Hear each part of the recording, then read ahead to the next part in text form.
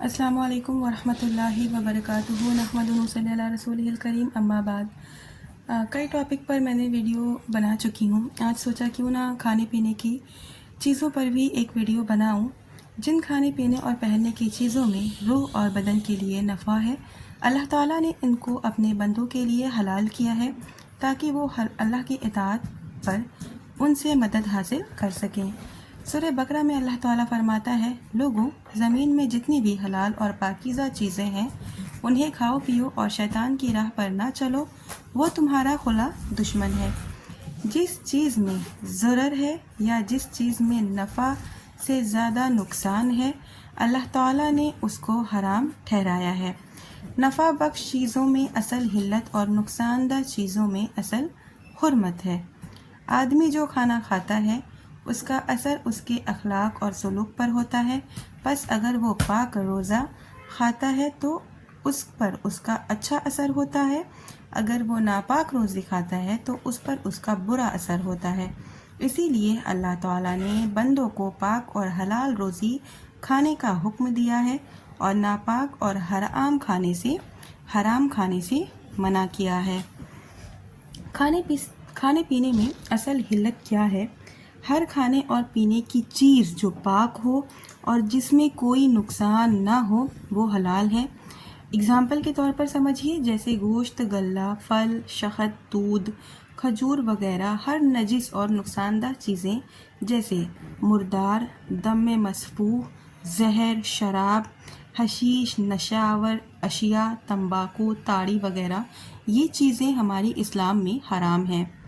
یہ سب چیزیں جسم اور مال اور عقل کے لیے نقصان دہ ہیں اور نجس ہیں.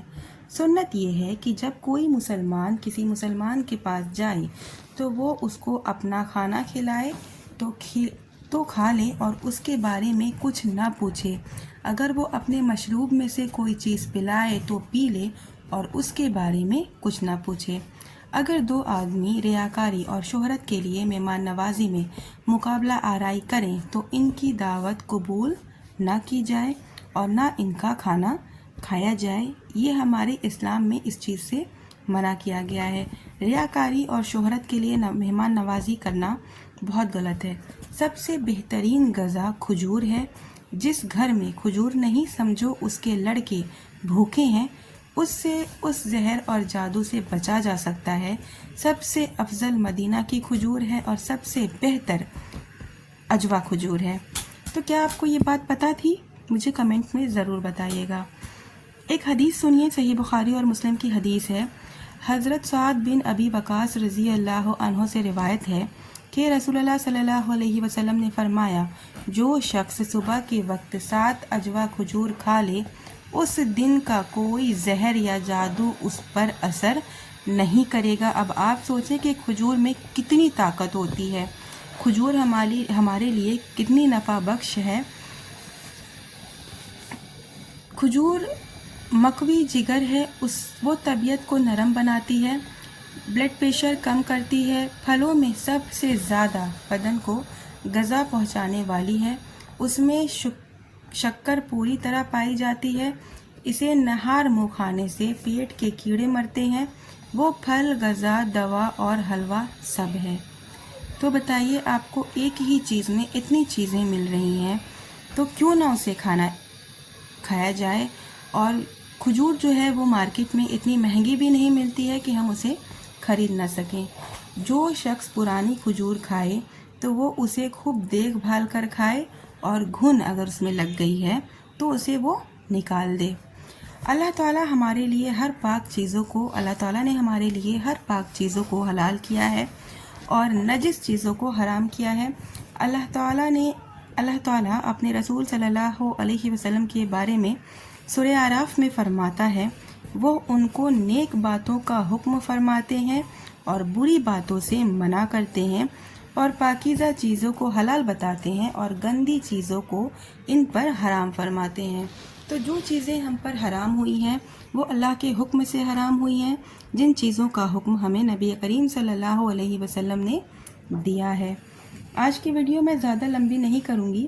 انشاءاللہ میں آپ کو اگلی ویڈیو میں بتاؤں گی ان جانور اور پرندے کے بارے میں جو حرام ہیں.